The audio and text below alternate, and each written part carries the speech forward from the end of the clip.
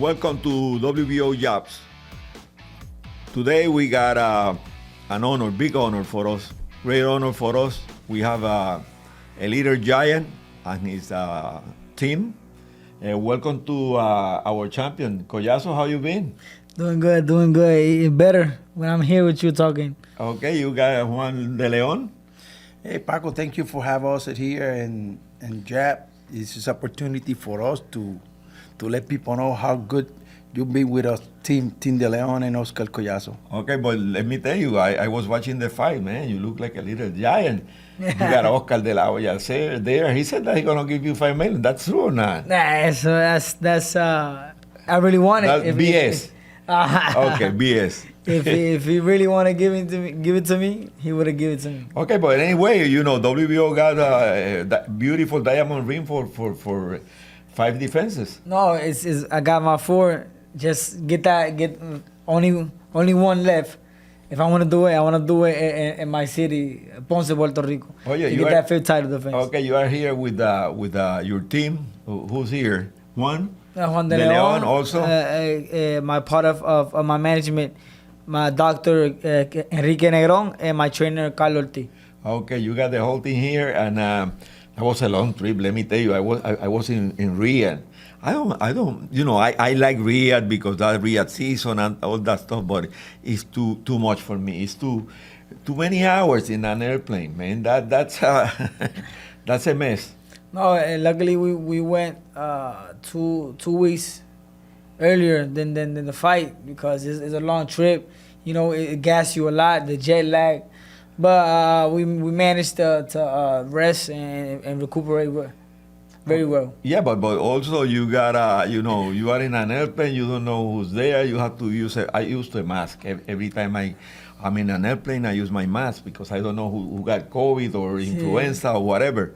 I know you was dealing with that one or not? Yes, because we had to careful, especially, you know, we went to the big fights and we know one pupilo, you know, get sick during that trip and got thank God, you know, everything worked beautiful for him. And I somebody told me that your doctor was resting, and Dr. Negron was resting you know, to regroup. He said regroup, you know. Yeah, doctor. He want to be ready for the fight, and he was resting for 2 or 3 days. Yeah, because he get there on the 10th.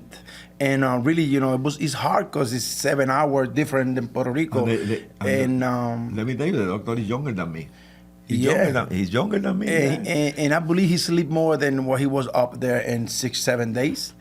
Okay, but anyway, you got your sparring partner there, or you didn't have a sparring partner? No, we finished 2 weeks before? 2 weeks before. We wanted to spar that week, but we had some changes and saw that we was ready. We did a lot of sparring during the camp.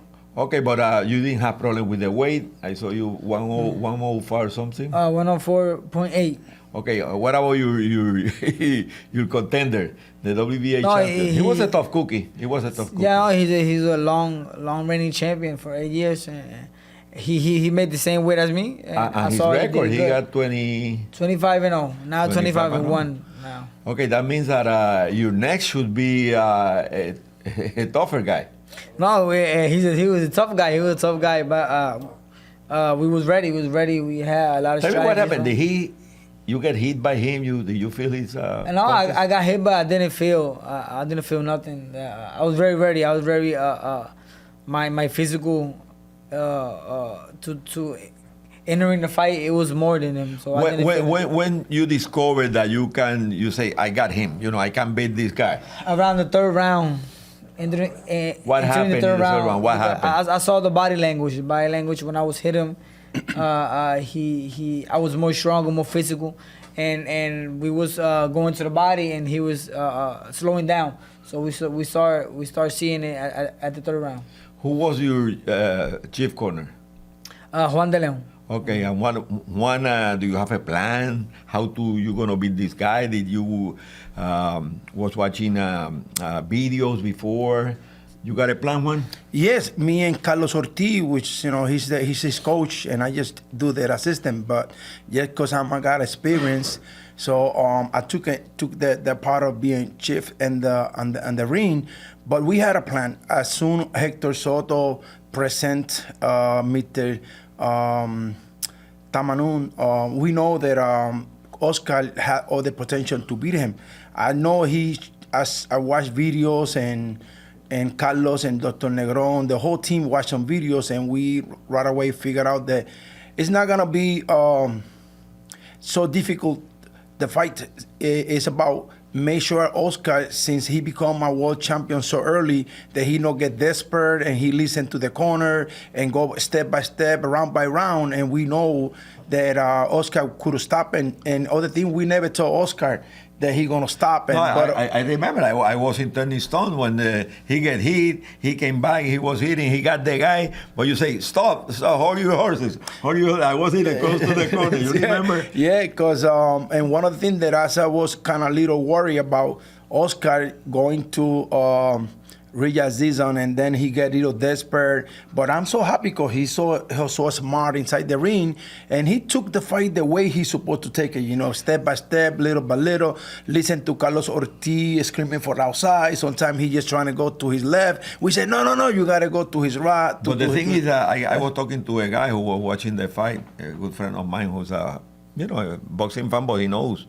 He said that you got they call it ring IQ. Ring IQ. Smart.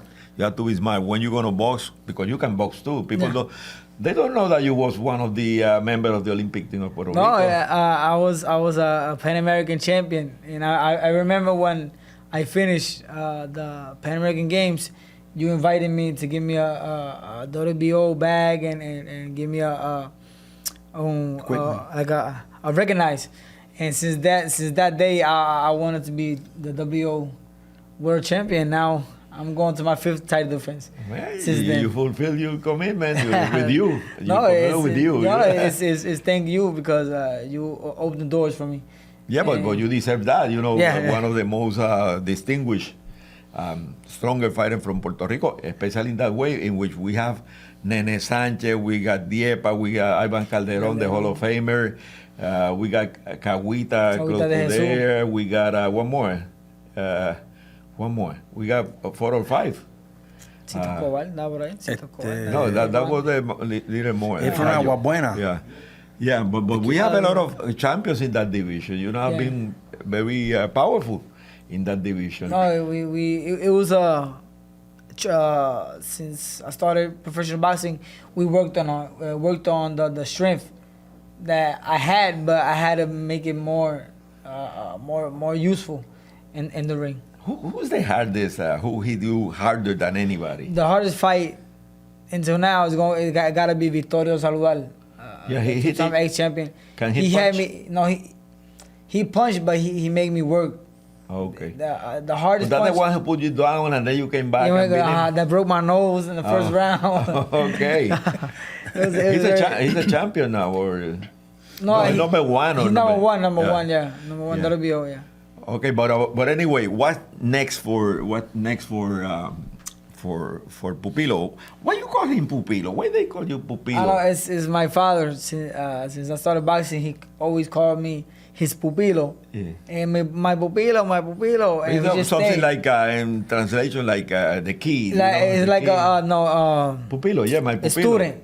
No, my student. That pupil. But it means something like the kid, you know, a kid. El nene, the kid. Pupilo, yeah. Well, what the next step? I have to sit down with Hector Soto, Brian Perez, Miguel Cotto. They are his promoters, and as soon as they give me that advance of what they're going to do with him, I would sit down with Dr. Negron, which is my partner, Willie Silvestri, and sit down with them and try to make a great plan with Pupilo. But I believe Pupilo wants to fight here in Puerto Rico in the next fights, and I hope that happens because Pupilo way told me, Juan, I owe something to my peoples in the south of Puerto Rico, and two, I would like to win my ring to become a super champion of the WBO in Puerto Rico, no out of Puerto Rico, where all my people celebrate that and make history again. That's good, but I talked to Eric Gomez, the president of Golden Boy. Let me tell you, he was celebrating the way he was talking about you, Paco, that kid can fight, man, that can fight. He can beat anybody. He can be champion 105, 108. Enthusiastic. Yeah. Something like that. And I asked him, what next for him? Tell me, they want to do unification. Yeah. You are in that level, they want to make you undisputed. Yeah. Okay, We working hard for that. The other two are tough. One of them you beat him, Yeah. Jerusalem. Yeah. Melvin Jerusalem you beat, but the other is a tough cookie. Yeah, he's a good fighter. He's a good champion, Yeah. you know. Do you Pedro see, Taduran. Yes. do you see any videos? Or? Yeah, I've been watching video for all those in his division, and I believe Pedro is the tougher one. But I see he got 4 losses for a reason. I believe we could capitalize of those losses and see what was the mistake he make. Pupilo start growing up. Yeah, still but doing good. remember the losses. When were the losses? Yeah, who he went, but I believe Pupilo had a lot. I got confidence in Pupilo. And No. He got the skills, but now he beat a guy who was the most powerful according to the record in that division. But the other kid, I saw him. He got 3 or 4 losses, but he can fight. He could fight. I know, no doubt that Pedro, he's a great fighter. He being a champion twice already, in the IBF. Yeah. So, but we had a great piece on Pupilo. So I believe in him, So, but when the time comes, we got time. We believe, that's what we want to develop him a little more, let him get a little more experience, and then we can move forward. I think we don't need to rush Pupilo, but we need to work step by step. Let him capitalize of this world champion and execute his future. And then, after that, so, hey, he got to fight the best. But as long he make a good money and we had to face the best, I believe he could fight with them. And what he been show us in every fight, I know he's gonna be tough, but I believe in him. He could. How old are you now, Pupilo? I'm 27 years old. Oh, you're a kid. Yeah. 27. Okay, 27. that means that you want to be undisputed for sure. Yeah. Okay. That's the And plan. you are almost undisputed because you beat Jerusalem. Uh-huh. I don't know if he will be there for a long He'd be time. ready. Yeah, he'd be ready. He'd be ready for. But, for the I don't rematch. know if the rematch could be good in Puerto Rico again or something like that. It's gonna be the best thing that it can happen to Puerto Rico. Yeah, Get but- the unification fight. The in Mexican Puerto is a Rico. tough cookie. Jerusalem, you can beat Jerusalem. Yeah. On papers. Okay, put on papers. Every talk on papers. I can beat the other one too. I both of them can beat them. Okay, and then you got 108. Are you contemplating moving him up? Well, so in the future? well, we want to make sure he the king on the 105, and then he been making weight nice and comfortable. I believe he need to clean the 105 first. Make a history, make a statement in his weight class, and then we just move him up. We had to talk to Dr. Negron. We had to do another physiology of test to see if his body could hold the weight in 108. And then from there, but I believe as long he make 105 and he the king and the money's right, I believe he could stay there, make a history, make a mini Do difference. you identify any other fighters in that division, no matter they are champion or not, prospect or good classified fighters in that division? Yeah, they had a bunch of kids there. They had a kid from Philippines too. He's about around 7 fights. I believe he's ranked number 7 in the WBO. Yeah. He's a great kid, great fighter. So, And you have to find Japan one of these days, because yeah, that's a something. great- You must go there one of these days. No, let's see if we get the invitation. This other fighter, Chinese fighter too, is a very good prospect going up. And there's a lot of fighters. We see them all. We see every one of them. Just in case we had to fight them, we already studied them. And now this kid, Collazo, he lives in a small town in the south of Puerto Rico. His name is Villalba. Okay, we are calling the mayor now. Mayor, be prepared because we have to celebrate. With Collazo, he must be recognized there. We're gonna have a big fiesta, by the way. Okay. Both and your team. We're gonna have a big fiesta probably on Sunday, January the 5th. Okay. okay. El 5 de enero. Okay, no 5 de mayo. 5 de enero, 5 of January in Salinas. Yeah. That means we'll be close to you guys. Yeah. Because we want to invite all the kids from all the gyms that we are sponsor all around the island. And then we want to invite all the fighters, all the prospects, all the champions, all the former champions, the old dudes who have been in boxing like Juan. He's an old Thank dude, you. long Yes. time in boxing. Uh-huh. Okay? Thank you. And we want to invite everybody and then celebrate Three Kings. We in Puerto Rico, we celebrate Three Kings. And then we can have Collazo close to there, and then we have everybody, Amanda Serrano, who... Yeah. Oh, by the way, did you see the fight, both? I know saw Yeah, the it was- fight. I know saw the fight because I was sleeping because Pupilo fight the next following day, and since we was 7 hours, I was so sad that that I can see the fight. And when I wake up, Carlos Ortiz asked him, say, Juan, I watched the fight. So the fight was so good. I believe Amanda won the fight, but they took the fight from Amanda. So I was so sad because my hope was that Amanda win, being the king, the queen, and then Pupilo fight the next day, and he would win too. We had the queen and the king, and celebrate both as champions, you know. So, but it was sad. Did you see that the not fight? happen. Yeah, I saw the fight. What's I your was opinion? I was waking up and it started. It's the fight already finished, and I rewatched it again, and I saw Amanda Serrano win the fight. You know, she threw a lot more, landed a lot more, applied pressure during the whole fight. You know, it was a very tough fight. I put a tweet in my in my ex account. Still call it Twitter, but in my ex account I put something that like the fight should be analyzed by all in the seminar of all 4 sanctioning organizations. That's a fight to be analyzed. I don't want to take any opinion. I don't make any opinions on WBO fights, on the score, nothing. I don't like that, and I should not do it that because my position in WBO, I'm former president now. But that's something that's a fight should be analyzed. Well, I hope that happened. So, but I believe the decision cannot. Cannot be It's changed. not, but at least I want to watch the fight too. I don't have time yet since I came. I've been working and stuff promotion for Pupilo post fight. But what I heard is that Amanda easy won around like 6 rounds, and what less she deserved was a draw. So, but that's what people say, and I believe in a lot of the people. They told me because they had a lot of experience. I got a friend who was there, attorney Yuseph Lamboy. I'm going to have an interview with him here.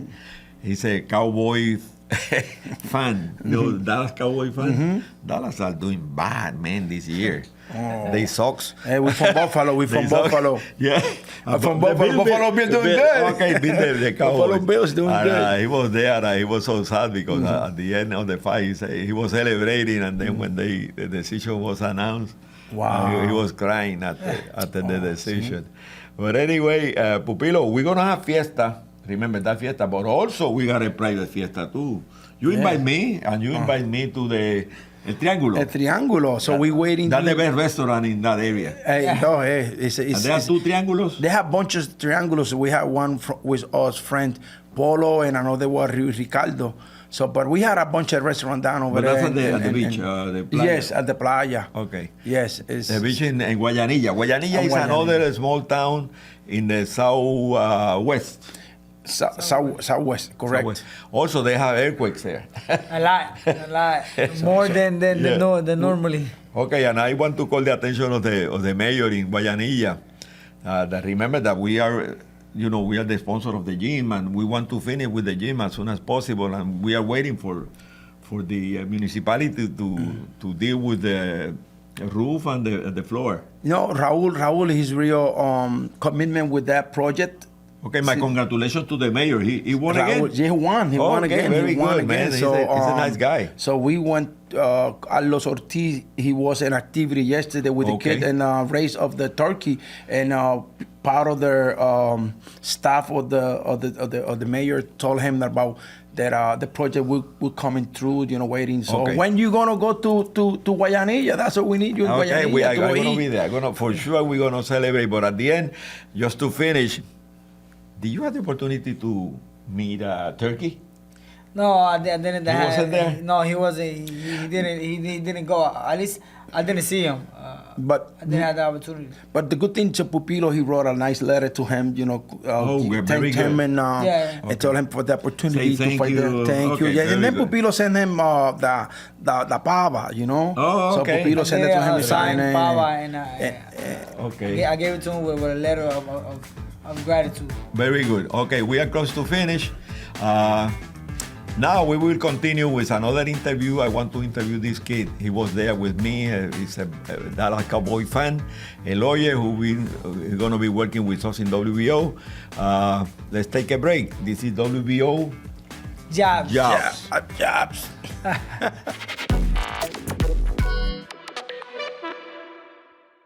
Glad to see you guys again.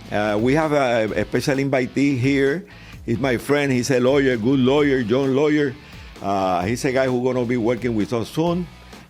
He's a Dallas Cowboy fan. Yeah. By the way, Dallas is doing ugly. Don't say that. I mean, it's only this season, but we have to make some they changes. are doing. Oh man! And thanks for having me in your show. I'm a big fan of your show, Paco. Okay, but I told you, Dallas Cowboy sucks this year. Don't say that. I mean, we have to make Defense. we have to make changes. Okay. I think at the What end about of the season, the quarterback? He's injured. He's injured. He has a hamstring. He's Okay. injured. But I think at the end of the season, we're gonna make some changes in terms of the coaching staff. Yeah, but at the end of the season, you won't be classified for the. I know we have to work for next season. So I think that we're gonna look for a good pick in the NFL Okay, draft. enjoy your 2 seats at Dallas Cowboys. Talking about Dallas Cowboys, let's talk about the fight. You was there. I invited you, Paco. Oh, I invited you to see the game of the Cowboys and Eagles, and I was with Gustavo that day. Yeah, you enjoy that. I know. And we lost too. You don't have to tell me that. I told you know. before. You're gonna get beat. Yeah, you told me that. Okay, but anyway, forget about Dallas now. I We know. were at the Dallas Cowboys for Amanda Serrano's and Katie Taylor fights. Okay, you was there. You was crying after the fight because you was celebrating before. I know. I was there. It was a good fight. It was a very close fight. I thought that Amanda won by 1 point, but I mean, you see what happens. Okay, but I saw you celebrating before. I was in the line for the restroom, and I was ready. I want to be at the restroom and say, let's wait until the announcer. I know. In that, when the fight was over, then they were waiting for the ring announcer. Then when I was in the line, everybody was booing there. Whoa, whoa, whoa! What happened? They were booing. I said, what happened? I didn't know what happened. They announced that the fight, but that's boxing. That's nothing we can do because we cannot reverse the decision. But people, they got their own decision. The fans, they decide who was the winner, who was the loser. Congratulations to both. They are legends, Congratulations to both. But what about your thoughts about the about the fight? I thought that Amanda won by 1 point. I saw the fight again in Netflix, and I scored Amanda winning by 2 rounds.